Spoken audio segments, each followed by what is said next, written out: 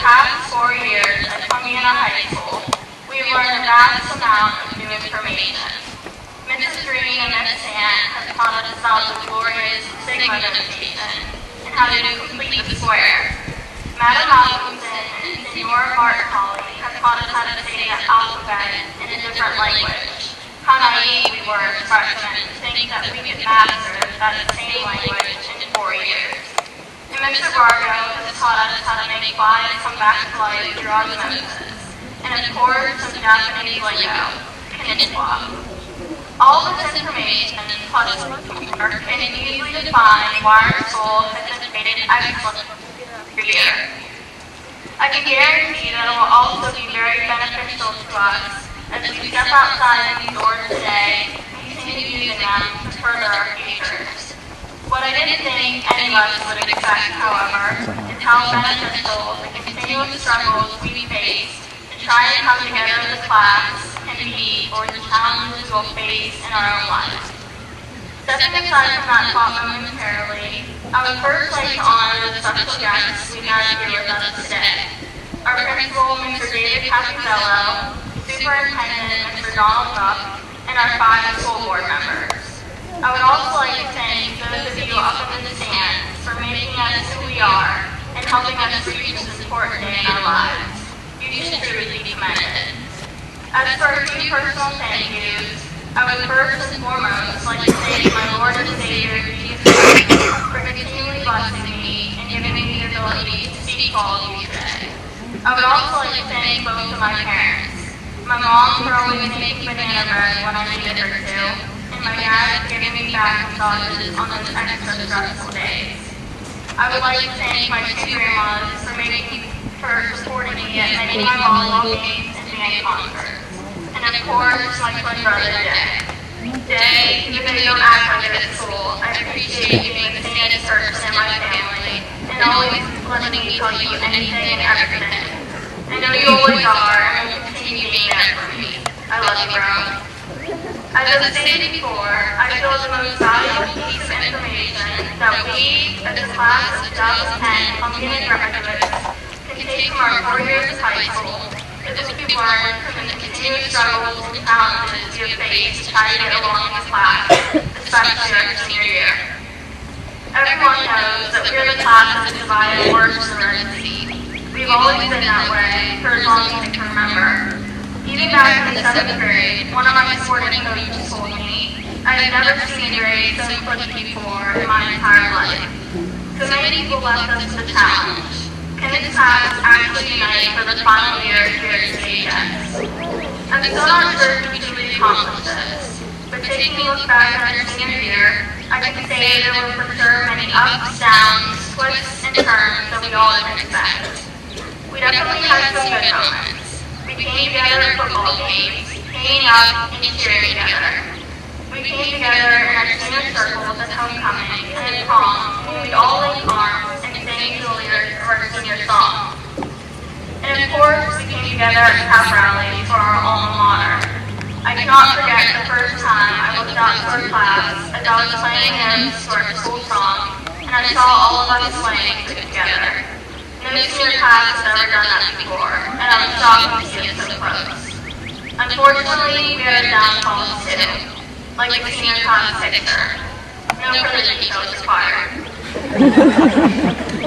Seemed like after that, however, the phrase, I cannot wait till May 23rd became our new class motto.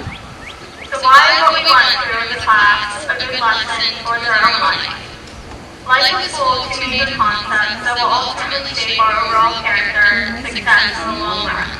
Obstacles and how we choose to handle and overcome them. It's a proven fact. Bad things will undoubtedly happen to us, along with the good. And we should treat those 2 imposters the exact same. Now, I personally have been fortunate enough not to have dealt with any major obstacles in my life so far. Except for, of course, having to deal with Tyler Denny making fun of me on a daily basis. But one obstacle that stays clear to my mind occurred exactly 1 month ago, as many of you already know.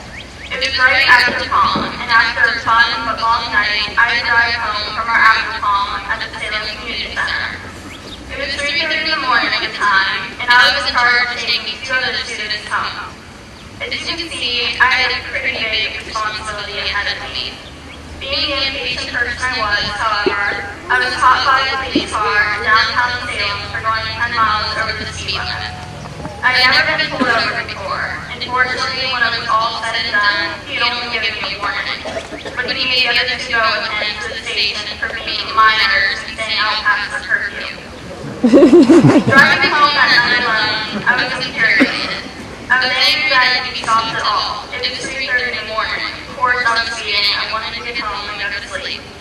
I was angry that he had made the other 2 go with him, and we had always called our parents 10 minutes earlier about leaving the after prom to make sure it was okay.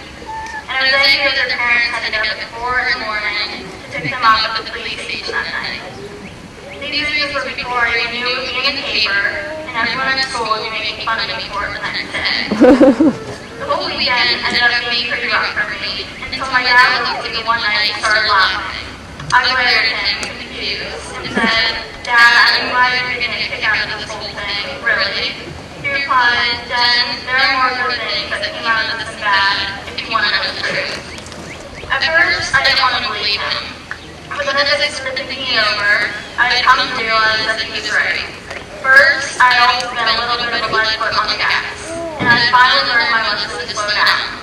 Although it was a harder way than I expected, forget it. And second, the passengers in my car too learned that there's a lot of responsibility behind the wheel, and that one tiny mistake of speeding can lead into a much greater event than one may have originally thought possible. And to top it off, it ended up making a perfect topic to talk about in the speech. As you can see, there will always be obstacles in your life. You may know when they're coming, or they can happen when you least expect them. Obstacles can be anything from breaking up with your boyfriend or girlfriend, finding out someone in your family died, getting pulled over by a police car, finding out you have cancer, or maybe, just like our class, trying to deal with some people you may not always get along with. But as Lucy McDonald once said, when you climb to the top of the obstacle that is blocking your view, you are able to look at your situation from a different perspective. A few days before this incident, I would have never thought that I could possibly see any good coming from getting pulled over. The day after, I was too busy creating excuses for myself instead of accepting my mistake. I wasn't able to fully comprehend the bigger lesson that I had actually learned in return. In directing this towards our senior class, I know that we still aren't the best of friends, but had I not overcome the challenge of opening myself up to any of you guys this year, I would never realize that we are all really more alike than we once presumed. And in the end, I have made some new friendships that are going to be hard to let go. I guess in a nutshell, what I'm trying to say is this.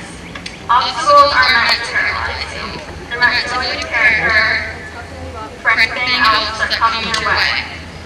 And it's true that not until you are able to overcome the obstacles you face full force can you begin to understand the good that was meant. And like my dad said, in the end, the good usually outweighs the bad. So finally, fellow graduates, I say congratulations. It is May 23rd, the day we've all been looking forward to for so long, and we did it. To the half of you that are not YSU bound, I say good luck with the rest of your lives. I'm sure you'll do great, no matter what obstacles come your way, because you're a talented group of individuals. And for the other half, same to you, but see you next year, Penguins to be.